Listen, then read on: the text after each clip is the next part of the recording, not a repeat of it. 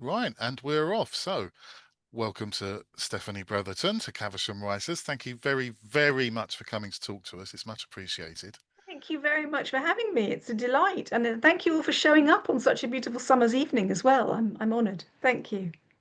Well, it's always it shouldn't be surprising now, but it's always a delight when authors are so generous of their time to sort of give back to people who are aspiring to be where they are and to write. So that's great. We're going to start, I think, with talking about your latest book, The Fire in Their Eyes, because it was published just last month, wasn't it? It's a month ago exactly, I think, or Yeah, more or yesterday. less. Yeah, more or less a month ago. So yeah, so that's it. The The fire in their Fire in eyes. Their Eyes. So first of all, congratulations on Thank the you. publication. How's it going?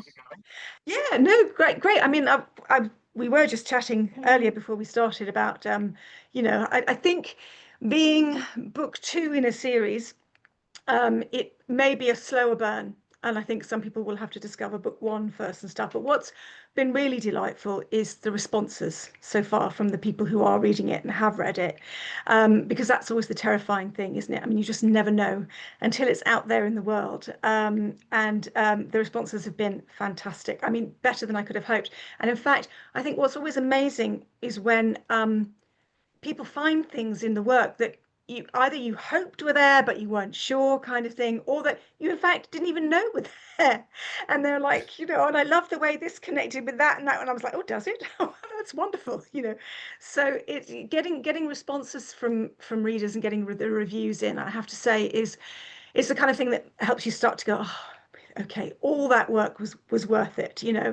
um Look, it's I don't know how well it's going to sell. It's a niche little novel. It's a standalone, but it's second book in a series kind of thing. And it doesn't easily slide into any particular genre.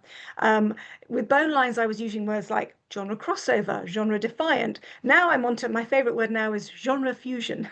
Right. So I it's would I would have it thought I was going to no, I was going to ask about that a bit later on when we get on to talking about finding a publisher for Bone Lines initially, and it's that question of they like to be able to categorize something, don't they? They yes, like to be able to yes, say, it okay, it, which it is a shelf in problem. the bookshop is it going to sit on? Absolutely. And if you can't answer that directly, that becomes a bit of a problem to get there. But Exactly. would And yours but it's fall why under speculative fiction? It feels like it would speculative fit fiction into is that for absolutely me. speculative fiction, but the fact is, not that many people know what that means. Mm. If you kind of say, and this was amazing, this is one of the things, I actually got a comp to Margaret Atwood the other day, which blew my mind, because I wouldn't have naturally necessarily said that. Mm. But if someone says what's speculative fiction, and you say think Margaret Atwood, it kind of, oh yeah, I kind of get it. So yeah, I mean it's literary fiction, but with an edge, with something experimental, maybe with a little bit of sci-fi or fantasy or something playful about it, that is a bit of Yeah. magical realism maybe, or something like that. Um, so it's both books are dual timelines set in prehistory and the present day. Strong women in high stakes situations, and they're books based, there are strong themes in my books as well. I mean, I look at, Yeah, we're um, going to you get know, onto those themes. I wanted to just sort of be like, because just get everyone on the same page initially. yeah, That I know that not everyone will have necessarily read every detail of my description for tonight, with a sort of my summary of what the latest book and the previous book are about. So, in your words, well, the premise for The Fire in Their Eyes, and as you say, it does work standalone, although it is a follow-up to the previous one. yeah. But what was the premise? You've already mentioned that it's a dual timeline, but what is the premise overall for the story? Well, I think I'm kind of, developing sort of themes and characters that appeared in Bone Lines, but I've added a whole other narrative, and Yeah. I've developed a couple that appear really very briefly in Bone Lines, but they now have their own narrative as well. Because I kind of wanted to explore that, because I thought I'm exploring the past kind of thing, I'm exploring the present, but with this young couple, I'm exploring, what role they may play in the future. What future do they have, kind of thing. And I think because so much has changed since I wrote Bone Line in the world. I mean, we've had a pandemic. We now can no longer deny the climate emergency, although some people still want to. We've had political upheavals. We've had all sorts of things going on. And that obviously, it couldn't be ignored in the writing of this book. I think there's always a string of hope through my books. There's always a string. That's what I loved about this review that came in today. She sort of ended it with the fact that, how love in all its forms kind of helps us address everything that's going on in a way, and in all its forms, and we're not just talking romance or whatever. Um, so I think, those themes were part of it, but I was also developing, I think at the heart of all my books lies the question, what makes us human? You know, what Yeah. is the human condition? What makes us human? How do we get there, kind of thing, and where are we going? So that's a fundamental question in the books, and that's explored through strong elements of science, spirituality, which might seem opposing, but in some ways I think I pull some of those things together. I mean, my shaman in book two, who's actually the older woman, she's an older woman now, but she's the daughter of the sort of the survivor in Bone Lines kind of thing, and I kind of see her and her mother character actually as sort of proto scientists. I mean, they're prehistoric women, but they've got the scientific mindset in that they explore, they examine, they test, they see what works, they see what doesn't work, and they try again, and they kind of move on, and they bring a curiosity to everything they do. So I think that's those themes are quite strong in both the books. But also, I look at evolution, genetics, how much either of, are we nurture and nature? How much do our genes inform who we are, um, as opposed to environmental influences or anything else? Um, and yeah, I mean, I look at sort of archaeology briefly, but also very modern cutting edge science, and how all these things kind of dovetail together, how they weave together to create this picture that we make for ourselves as well. What is the self? How do we build it? I mean, what influences our view of ourselves and others, kind of thing. So those are the big questions, and I think I ask more questions than I attempt to answer, but those are sort of weaved through what I hope are gripping storylines. And Yeah. this is kind of the thing that I think surprised me a little bit about the responses to both books, but particularly the second one, which I knew I needed to be faster paced and a bit more of a thriller. But I didn't set out to be a thriller writer. I set out to write literature, as one does, kind of thing. But as it turns out, especially, I've been surprised by how many people have referred to The Fire in Their Eyes as a thriller kind of thing, and as sort of gripping, a gripping storyline. Well, So, there is a particular plot line that lends yeah, itself to that sort of thriller feel, isn't there? In yeah. terms of this emerging sort of biological threat as it's described, and it interests me. It occurred to me that I think I spoke to you. We was talking about this earlier that we first spoke, a long time ago, after but when Bone Lines was out, and I think you had the idea for what you're going to do with this book way back then. Did you know about obviously this, and that was pre-COVID, To change. It had to change because there was always going to be a pandemic in book two. right?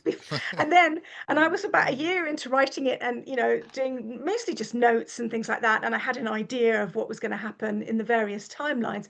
And then suddenly we were in a pandemic, and I was like, oh no, you know, who's going to want to read about a pandemic kind of thing? So I had a sort of a rethink because I mean I was watching in live. I was already researching viruses and various other things, and other threats kind of thing, very Yeah. much so. So I hung on every bit of science that was coming out about it, probably to my detriment, because I'm still wearing a mask when I go to healthcare or on an airplane or anything like that, because I know what this thing can do. But I was kind of, but I also already have an autoimmune condition, so it's a bit riskier for me. But I was following every bit of science, and I've also been following climate science and everything else. So I decided, right, okay, what would possibly be more interesting would be not having people living through a pandemic, but have my scientists trying to prevent the next one, and what that would take, and how they might prepare, and what we might have learned or not learned. I think it's unfortunately the case in many things about COVID, and about pandemics. How we seem to have actually regressed in terms of public health. I mean, you've got in the US now, you've got government anti-science government that isn't even reporting on bird flu, and that kind of thing, which is a threat. So I kind of had to decide that no, I think it would be more interesting to see like the race to prevent the next one kind of thing. So that's how I changed the Eloise, the geneticist narrative, in that way. And I kind of have her. Everyone's a little bit isolated in these books in their own ways, a little bit immersed in their own kind of small worlds in a way. And so she's up in a research lab in the Arctic kind of thing. Um, but they're connected. All these things kind of interconnect as well. So But then that's a theme that carries over from bone lines as well, isn't it? Because with that yeah, dual timeline, you've got the 74,000 years ago timeline. We're yeah, in what, the Paleolithic era then, I think, and it's middle the Paleolithic. yeah, Yeah, it's the dawn of a lot of things really. We're yeah, nomadic hunter gatherers. You already said that the characters in both of those books from that period are the shamans or whatever, they're early scientists that are exploring that. But it's also kind of, we don't really know when language developed, but it's at the early stages of that, and it's the not just the dawn of science, but the dawn of storytelling as well, isn't it? exactly. Well, And that's a big theme as well. Obviously, in the yeah, fire in their eyes, it is because oral traditions would have been the way this information was passed down, important information, and through trade and stuff. And there is this theory that Homo sapiens did better than Neanderthals because they learned to trade. And so they were sharing, important information and tools and things like that through trading. But much of the information would have been by oral tradition as well, and song yeah. and stories around the campfire and that kind of stuff. So that's a big part, and it's sort of a meta thing going on in Fire in Their Eyes, this storytelling through storytelling kind of thing. Um, but And but but and yeah, modes of communication. That's something that I picked up on. yes, That I was going to sort of ask you about sort of the sort of we've discussed what it's about in terms of the plot, but what it's really about in terms of the themes. You can, and as you said, there's a lot of different themes in there, and it's sort of difficult to sort of point at one in particular. I would have said what, two. I sort of pinned myself to two major themes for me, at least is what I was yeah, getting out of my reading of The Fire in Their Eyes. And the first one is change, which, okay, um, fairly straightforward, isn't it? That one, because all stories are about change in some sense anyway, but that's normally implicit in the growth of the characters, whereas you're making it explicit as well. You've got yeah, a geneticist there, and evolution is the process of change, and so exactly. that one is built in, if you like, to the structure. But the other one, what you were just talking about, communication, modes of communication, Yes, you've very much, it seems to me, structured the book for that to be one of the themes as well, and or transfer of information. So yes, it's inherent in the in the sort of the evolution and genetics part of the yes, story, but you also weave it into the oral storytelling that goes yes, on with the Paleolithic timeline, and the cave paintings, another yeah, means of storytelling and yeah. information transfer. But in the modern timeline, you actually do transcribe uh, emails or letters Yeah. or SMS and WhatsApp messages between the characters are sending between them as well. So this theme of information exchange and communication. Information is yeah, it's a big thing, and I think it's one of the things that fascinates me because I mean, there is the question is like, do we exist purely to pass on information, whether that's genetic, whether that's Yeah, what we've learned, whether that's what the universe is learning about itself through us, kind of thing. I think communication is very important, and yeah. So, but just to go back a little bit, language there was a challenge for me because it was easier in bone lines because Sarah's on her own; she doesn't yeah, actually have any conversations. So it was yeah. like, so when I knew I was going to be writing about her daughter as the storyteller of her tribe, I was like, how are we going to do this? So, in a way, that's when the storytelling became the way of communicating, kind of thing, and the dream telling and things like that is sort of, the way of communicating. There is some very minor direct speech, but it's very basic. But it's also that she explores communication through symbols, through writing, through song, through all that kind of thing as well. But then again, as we move to the modern timeline, Eloise is all about genetic information kind of Yeah. thing and science communication. But then, with the younger couple, and they're contemplating their futures, it's like, do we exist purely to pass on information kind of thing? Mm, Is that our purpose in the universe in a way? So yeah. thank you for picking up on that. Actually, this is why it's so fascinating. No one else has picked up on that yet either. So Well, that yeah, might be one of these things where we all bring to every sort of piece of art or yeah, literature or whatever it is that we all bring our own biases and prejudices and preoccupations. And Yes. my entire work history is in IT communications. It's Yeah. kind of how I see the world as well. I always think, Yeah. I used to Yeah. Yeah. provide the infrastructure, and now I provide the stuff that goes out over that Yeah. infrastructure. But So but it's interesting that we bring to that. And I think you mentioned that with the the the the earlier, the prehistory sort yeah. of timeline. Um, you relying on sort of the storytelling, campfire storytelling, as it were. But I noticed that both in Bone Lines and in this one, you hinted at it there, but you didn't make it explicit. You don't actually use any dialogue with those characters in that earlier No. timeline, so it's all told through No. prose narrative. But Yeah. what informed that choice? Was it because you Um. wanted it to Be, be to show that we're at the early stages of Exactly. It was yeah, partly that. It was partly that I thought, well, do I really want Ugg and Og having a conversation about yeah, their fur or their, or who hit her who over the head with a bone kind of thing. So no, it's much more about inner lives for these people, but also yeah, their ways of talking.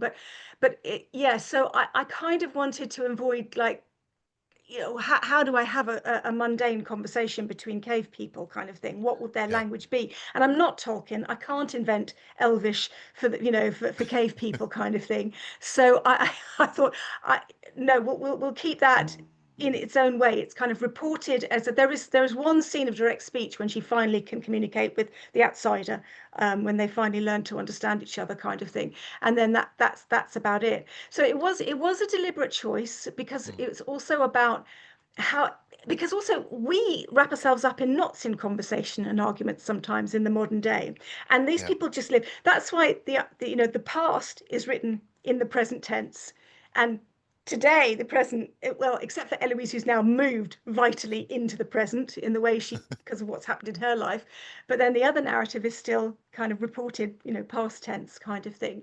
yeah, um but yeah, so there's a lot more dialogue in the other two. In fact, there's a lot of there's a lot of arguing and debating that goes on as well. But yes, I think I also needed to explore how we communicate these days, which is a lot, which is online, which is text, yeah, which is message, which is all that kind of stuff. That's how we like to sort of like share our information now.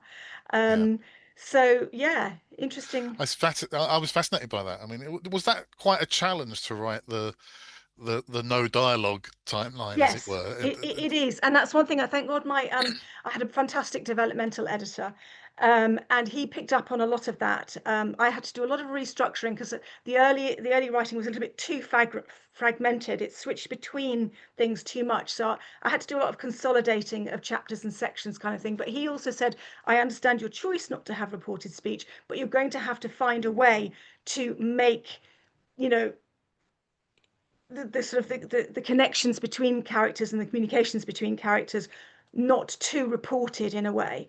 Um and uh, so yeah, so it's like I have her kind of watching, like, when she listens to the dreams of the children and one of the young boys. So instead of having him speak his dreams, she is reporting it, but I try to make it very vital and in the moment. And so he's doing she's watching him gesture as well, and that kind of thing. um so yes, it is very challenging, but and it may not always be successful. Some people may long for Ugg and Og to actually sit down and have a chat. You know what I mean? But there's only so. I'm not sure. Yeah, I think you're right in avoiding that, really. Yeah, yeah, And I think even, yeah, because I mean, you're limited in your options. You're either doing that sort of proto speech of me hit yeah, bone on head or something, and you don't really, yeah, you couldn't. exactly, That would get tiresome after a while, wouldn't it? Or you're having them speak in what passes for modern day exactly. rendering of Which it, would feel which anachronistic. yeah, I thought it would feel very anachronistic. So yeah. that's one of the reasons I've sort of tried to work around that. Yeah. Yeah, that's fair enough. No, I think it works well. I think you did a great job with it. Oh, oh, Um, thank you.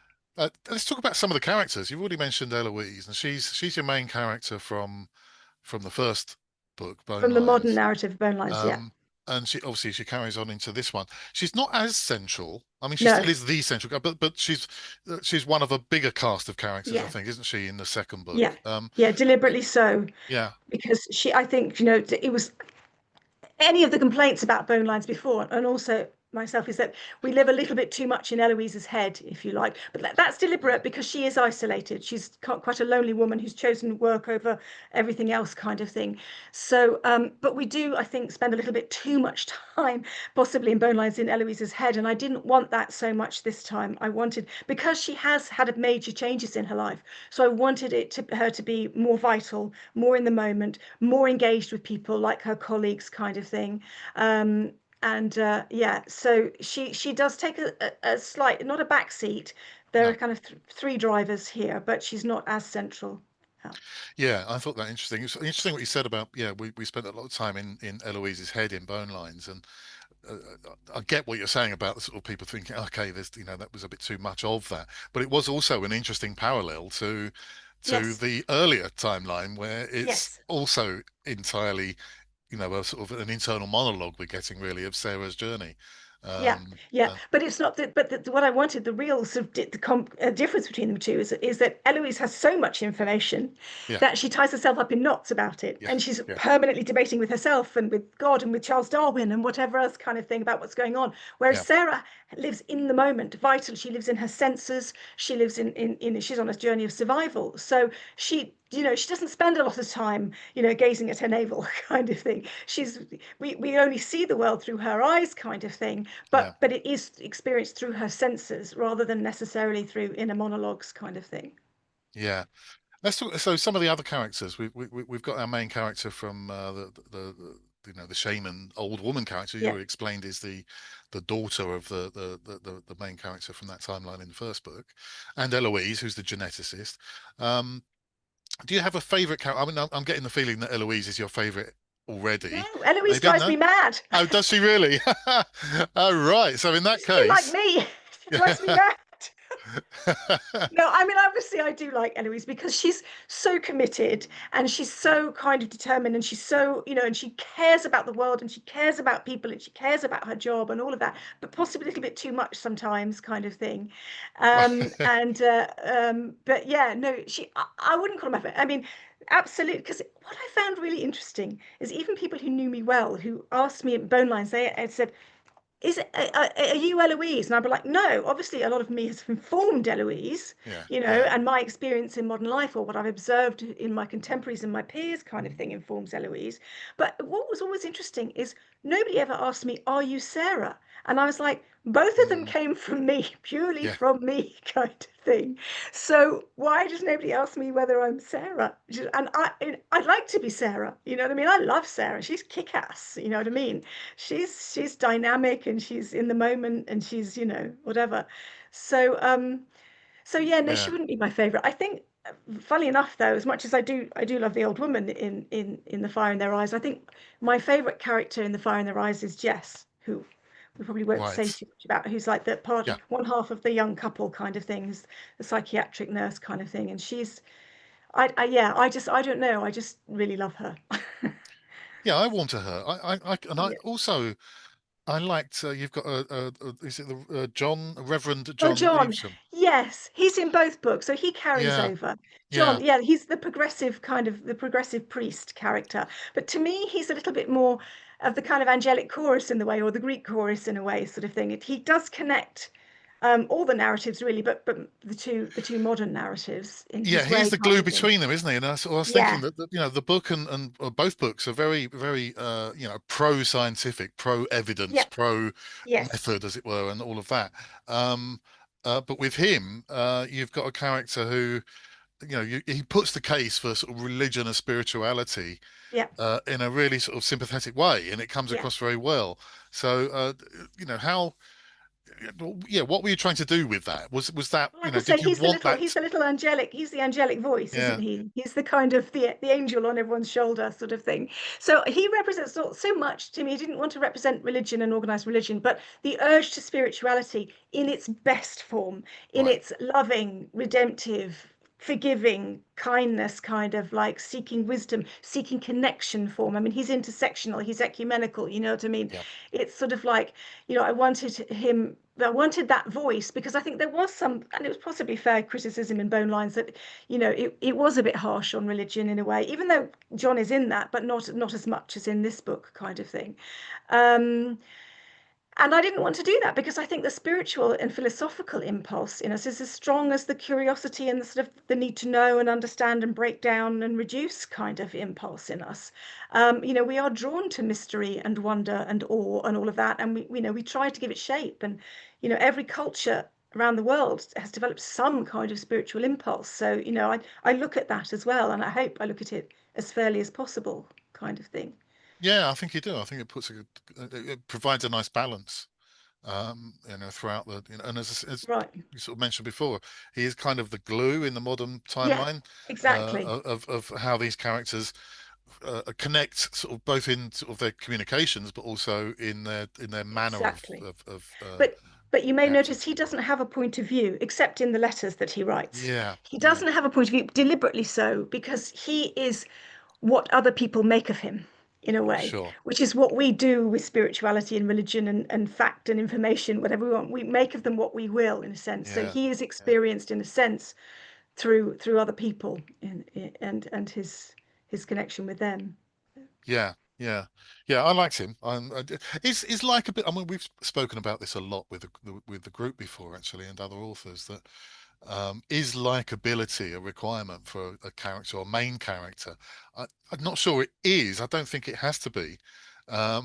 What's your view on that? Are there Uh, other attributes that a No, character I don't think needs? so. Otherwise, I might have written Eloise a little bit differently because Yeah, in some ways she's not hugely likable. She's a pain in the ass in some ways, kind of yeah, thing. So, but she has redeeming qualities. I think no. I think it depends. If you're writing a villain, then they don't necessarily need redeeming qualities, but there needs to be something that makes you understand them, if nothing yeah, else. That makes you understand, if not them, but their actions and where they come from and what drives them, yeah, kind of thing. So, I mean, I don't really have. I have a couple of. I do have a couple of kind of and I even do my own trope. I even kind of meta kind of say, moustache twirling villains kind of thing, because I do have a couple of those. But I also do kind of explain where that comes from with them a little bit as well. Even they don't really have any yeah, redeeming characters, but you kind of understand what's made them what they are, hopefully. Um, but no, yeah, I don't think characters have to be likable, but I think there has to be maybe some redeeming quality or something about them that you begin to understand so that you can have some empathy to go on the journey with them, because if they're going to be a big part of the book, then you do want the readers to go with them on their journey, sort of thing. So yeah, yeah, yeah. Oh, that's interesting. You mentioned the two sort of out and out villains, if you like, yeah, in the characters there. Because I was thinking after I'd finished reading the book that although these guys are a key in terms of their contribution to the story, they're not central in terms of their no, prominence in the story. So you've actually got a story here without a traditional antagonist. You've got characters yeah, who are antagonistic, those guys, yeah, but there's not a central antagonist who's in opposition to Eloise or to the old woman in the earlier timeline. right, So it made me sort of wonder. I think if you've got, instead of having one big bad in the sense of an individual who plays yeah. that role, are the antagonistic characters kind of a metaphors for what really is the big bad in the story, which is maybe related to the change nature of it, Yeah. that their inability perhaps to change is the antagonistic role of the story. Yeah, I mean, I think the main antagonist in the character is the biological threat, Yeah, the kind yeah, of thing, quite. and Yeah, climate change and human tendency for denial. I think sure. those are. I think that they are the antagonists in a way, because all our characters are kind of battling against those sort of things, and politics, things like that. Those are the antagonists. And I think we do have, there is, I mean, the Callum figure, he's kind of an antagonist, except Yeah, he's quite passive through much of the book in a way, but there's the sense that he could be dangerous kind yeah, of thing. So there is that. Um, but then again, I don't think of characters as black and white. I mean, even if their behavior is black and white, there's usually something that's caused that kind of thing. So yeah, sure. and change is interesting because I think it's about likability. I mean, the Max character, Jess's husband, I think sometimes he's quite unlikable. Yeah, He's very full of himself and he's very ambitious to the point that he would, leave people in the dust kind of thing and all those things. But then again, there are reasons for that, and there are, and I think he's one of the characters that does hopefully start to change in the book, and Yeah, and and there are and certainly redeeming do it. qualities to his character as well. So you're Yeah, right. He does act somewhat unlikably frequently, but yeah, there's other parts to yeah, him. Yeah, yeah. A yeah. lot of It's it's a front, is a lot of his sure. behavior is Yeah, front. and you know, going back to that villains thing, I mean, all the most interesting villains are the ones that have got that aren't just the black and white, that aren't the Yeah, bad, the traditional, moustache twirling villain that they yeah, are. They have, they're right often. I think the most interesting villains are the ones that have got a point. yeah, Yeah, yeah, if you're yeah, writing, you yeah. think of the very worst thing in the world to do and then justify it, and you can actually justify it in a way.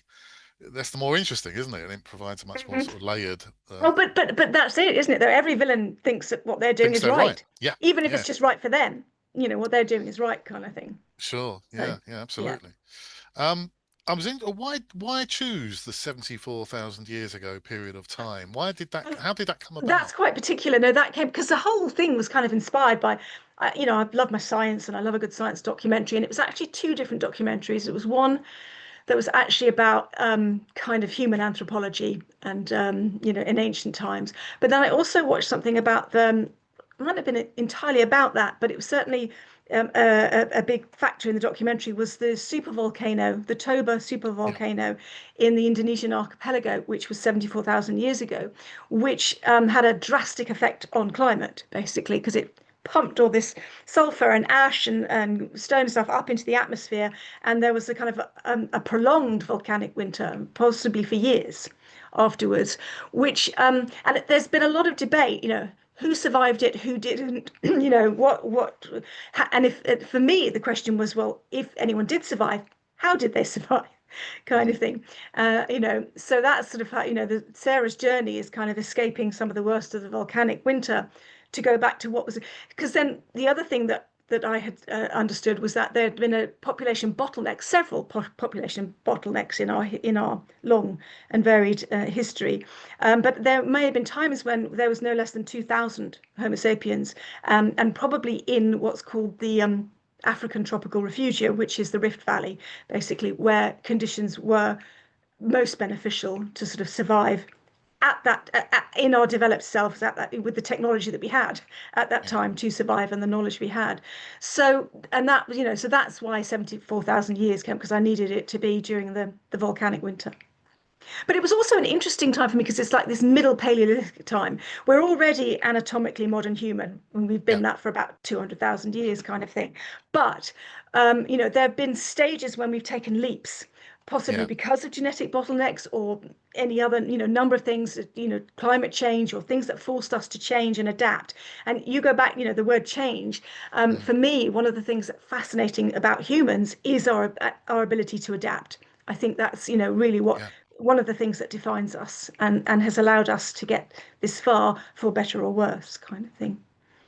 Yes, absolutely. Yeah, must have needed quite a lot of research. You already alluded to the fact that you're all over the New Yes. Scientist and other publications, and Yeah. how did you go about doing the research for that? And Well, how do you organize your research and yeah, I keep track of don't. it? The thing is, um, yeah, and I'm definitely the pantster rather than the plotter as well, because I do like things to kind of develop organically and solutions to kind of come. But I think the thing is, it's concurrent. My research is concurrent with the writing because I'm interested anyway. So I'm already reading The New Scientist. I'm already following the science commentators on social media, and everything they've got to share. I'm already watching the documentaries and that kind of thing. So sometimes it's synchronicity, it's kind of perfect, a little bit of synergy is like, oh, that's exactly what I need to happen over here. I've just seen it on that documentary, I've just read about it here. So often it happens that way, or or it's the central idea that drives something forward. But then obviously I have to do, I have to retro engineer as well. So if I need to understand something more specifically or more clearly, then I will go and do the research, kind of thing. And that can be anything from, Wikipedia with caveats, kind of thing. I will always sort of double check from various sources, to finding an expert and pinning them down and asking them to help me, kind of thing. To, if necessary, buying a book or whatever. Um, So yeah, it happens in two ways. One is that I'm always researching, put it that way, and two, if I need something specific, then I go and look for it. Yeah, finding an expert is sounds to me like the good one.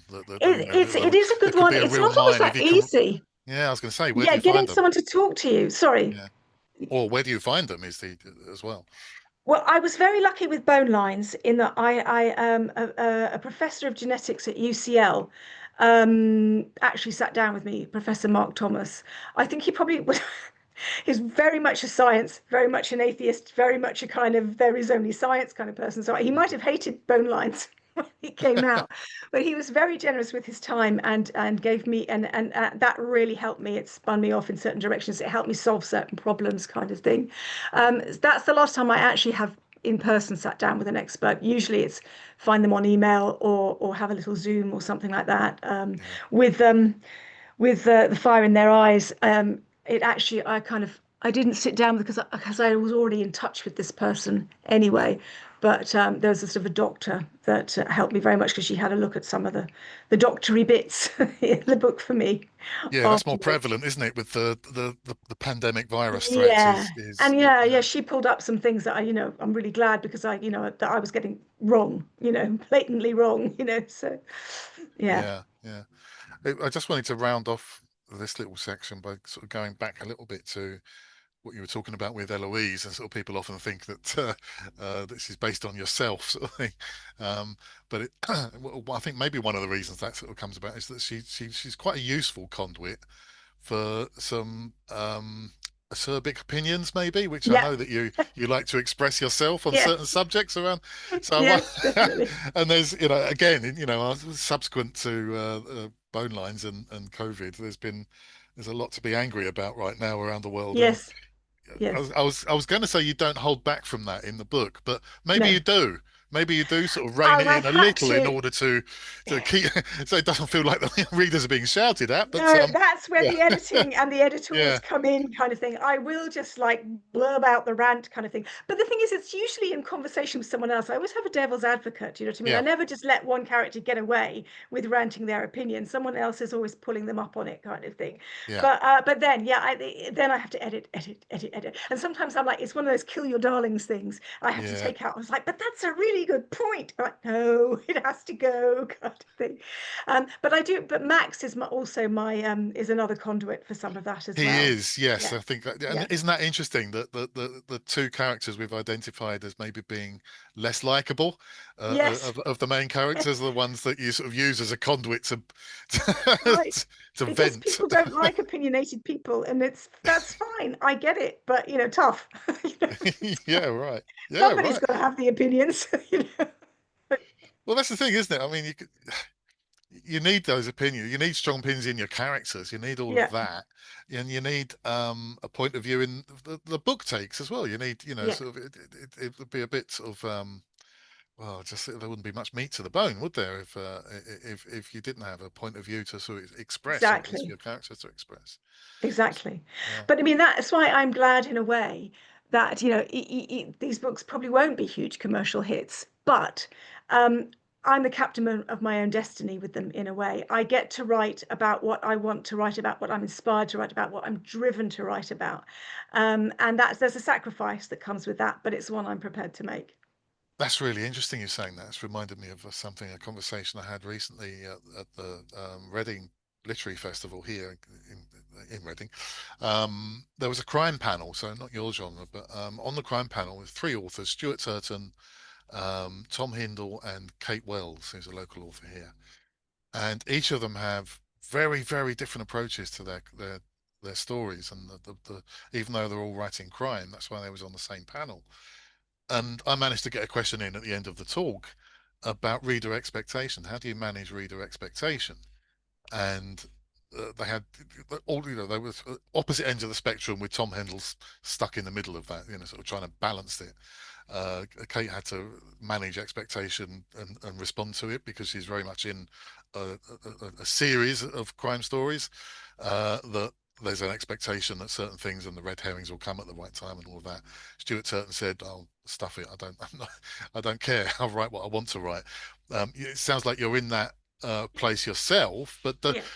you also mentioned um, taking in some of what the response you got to bone lines as well. So Oh, yes, you of don't ignore it course. totally, do you? Oh, no, no, no, no, no, no, no, absolutely. I mean, you have to grow and evolve as a writer. You Mm, have to. I mean, that's, we're all on a journey kind of thing. I absolutely took in a lot of what I think, you have to be careful as a writer with it when it comes to, reviews and listening to things kind of stuff, because everything's subjective and that's wonderful. One person will find something completely different. One person will hate this, one person will love that, one person will hate that character. And that's the marvel, that's the wonder of it. That's the wonder of finding an audience at all kind of thing. But you have to be careful that you're not, you don't become a weather vane, think, oh, I might better change that, or I better be less like that. But I think when you see that the same people, so, enough of the same people are saying the same thing, you kind of go, okay, I'll listen to that. You know what I mean? Which is one of the reasons I'm less in Eloise's head in this book, for example, yeah, because that was one of the things that maybe came up more than anything else. Um, so and but for me, I mean, yes, one listens to one's readers. It's important. You have to respect your reader. Absolutely. Without the readers, what are we?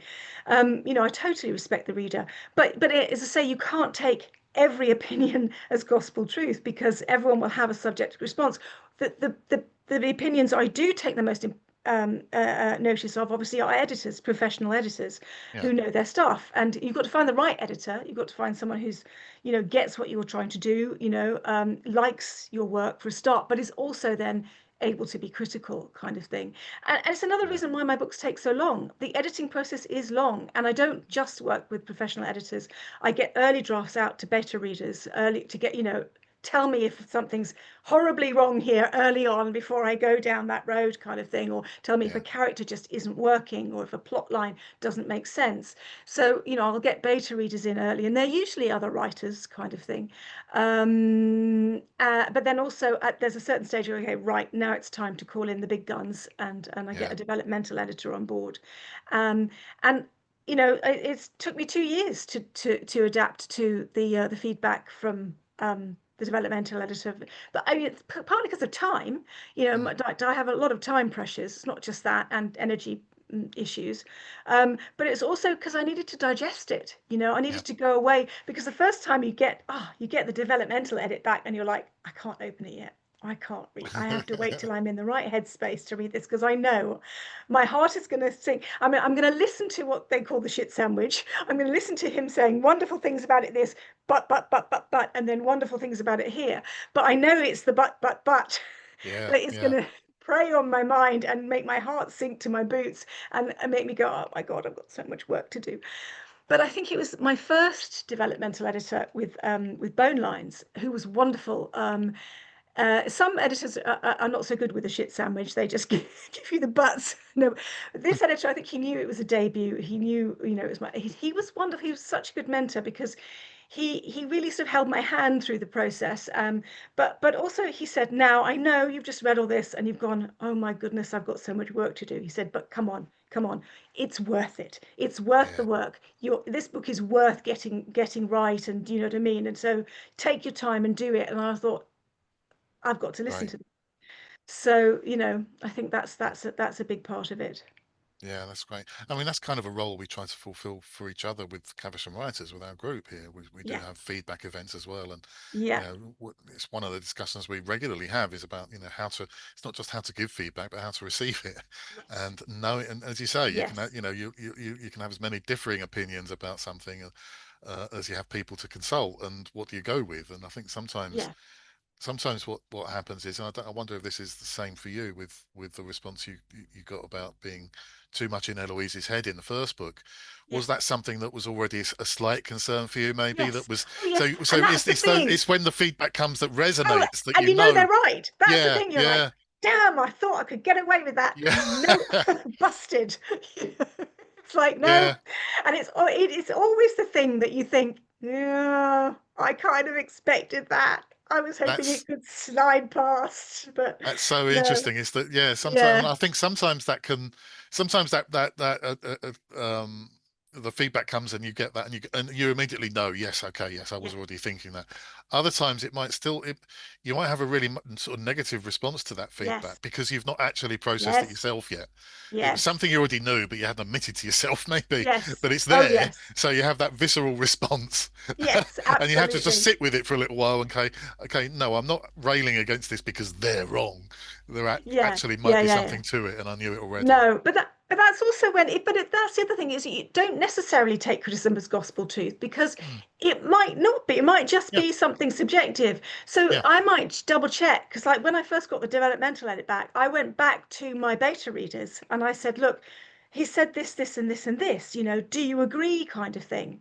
And not all of them did. And some of them said, yeah. no, don't worry about that too much kind of thing, or put it Mm. aside and see how you feel about it in 6 months' time or in 2 months' time or whatever. So I think, you have to test it. You have to digest it. You have to test it. You have to come back. And sometimes I will have a visceral response. And then once I've detached enough from it, I'll think, and I'm reading it again, I'll think, no, he's right. He's Yeah, right on the money here.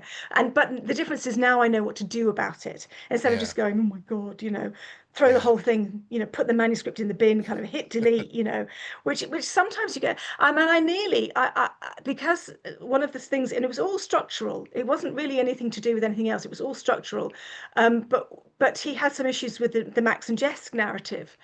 And I was like, I can't do it. I can't make these changes. I don't know how to, kind of thing. And I went back to him, in fact, said, shall I just bin that whole narrative? And he said, no, no, it's the heart of the book. These characters are kind of the beating heart, if you like, Yeah, yeah, yeah. of the book. So, don't do that. And I was like, oh, okay, then, yeah. Louise has just popped a question into the chat, sort of talking about finding it useful to ask so many people, but also additionally, how do you choose your beta Yeah, because I readers? think if you've got so many rounds and you're constantly going back to multiple people and saying, what do you think? What do you think? What do you think? What do you think? It must it must become like a bowl of spaghetti with all these opinions just wriggling and plopping on top of each other. Necessarily, because I think I ask different things of different people, and I don't ask them all at the same time. So I think because I know my beta readers kind of thing, and I know who might, have feel strongly about this or feel strongly about that kind of thing. And again, I don't necessarily listen to those opinions either. I let them digest. And sometimes the thing with it with an edit is somebody points out a problem and maybe they're kind of an editor will never tell you what to do, but they might suggest other ways of looking at it or blah blah blah, and you'll go, no, no, no, I know my characters, that wouldn't work, that wouldn't work. But then 6 weeks later I'm walking my dog on the hill kind of thing, and suddenly a different solution comes. It does solve the problem, but it's got bears no relation to what the editor or what someone else says. It's a completely different solution. But I think you have to let things arrive in a And way. how And many rounds typically of editing do you do uh, on average? again and again and again and again, I have read this book so many times in so many forms.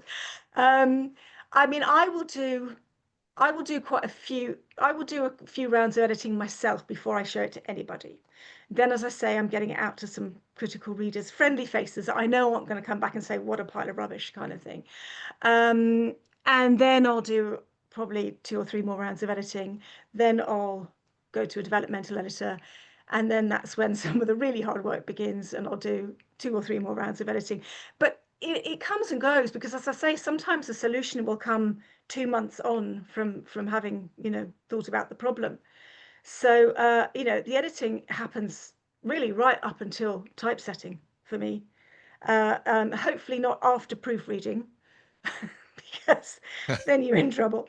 But yeah, I mean, I might suddenly think, wait a minute, that doesn't work, and I'll have to, I'll go back and solve that problem, sort of thing. Some authors I've spoken to really, really love the editing process. It's their favorite part of all of it, It's and tedious. yeah, Some people others love find it it. tedious. Yeah. Well, where do you sit in that? Do you love it or loathe it? I hate it, but it's important. I hate it the way somebody might hate running a marathon but is compelled to do it, if you know what I mean. It's I know how important it is, but it Yeah, uses a different part of the brain, kind of thing. I just love the writing where I can just go off into my world and you yeah. know write pretty prose and have little things happen and that kind of stuff. The editing, so it's like the editing is, it's the sculpting away, isn't it? Yeah. It's the kind of chipping away at the stone to reveal something underneath. And you know it's hard work, but you have to do it. And I'll tell you, the other thing is though, as hard work as it is, it's incredibly satisfying when you do hit that solution. And when you go back and you know you've made a much better book than it was 2 years ago, 4 years ago, or whatever. Yeah. So Yeah. I don't like, it's not the process I enjoy. It feels like work, put it that way. Writing is pleasure. You know, it's in the flow, it's the peak experience, it's that kind of thing. Editing is work. But you know, work can be satisfying as well, you know. Sure. It's Absolutely. Yeah.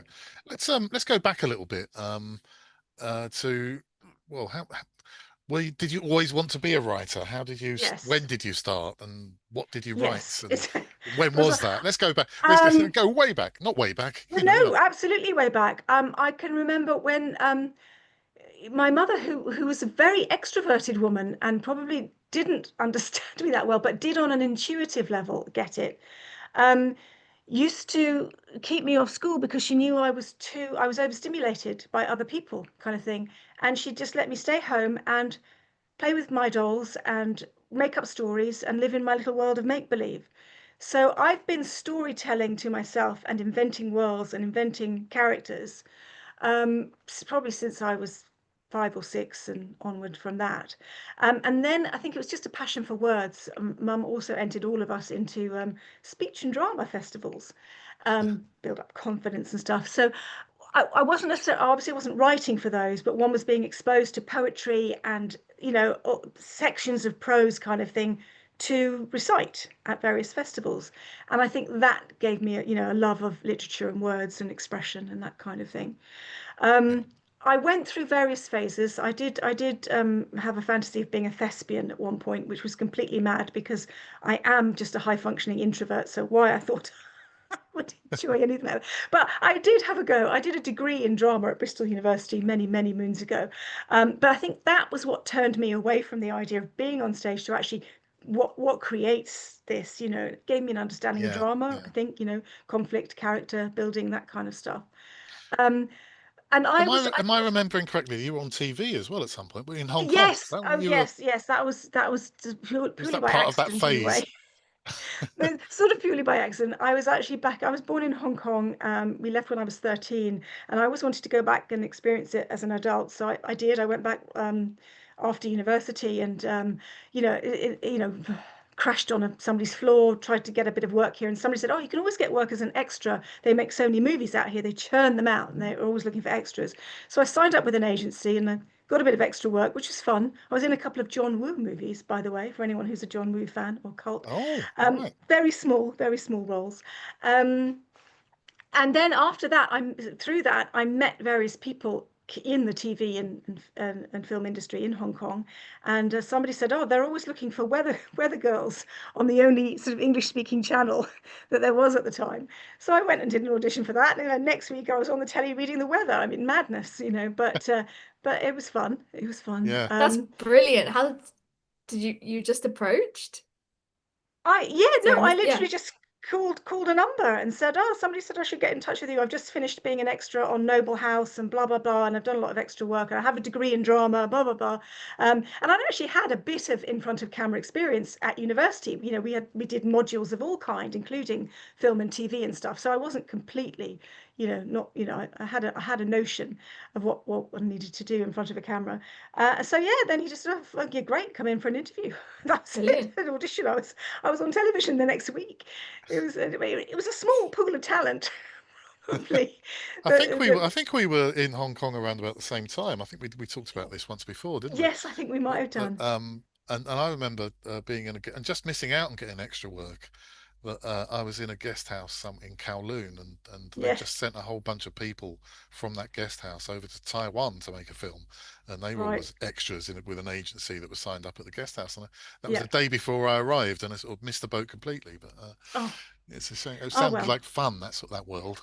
It was fun, and it's, you know, an easy way to make a bit of cash, and it's Yeah. casual, and you pick it up until, you know, until you get proper jobs and that kind of thing. So yeah, Okay, so that was that's your sort of early ambitions, I suppose, were along those lines. But it was always about the words. It was always about writing in the end. It's always about words, yeah, yeah, Yeah, words, writing, storytelling, you know, because even, you know, in the day job, which is kind of marketing and communications, it's a form of storytelling, you know, it's all, you know, it's all connected sort of thing. yeah. Yeah, I just saw something flash up. There is actually the Noble House connection. Yes, James Clavell, absolutely. I love his books.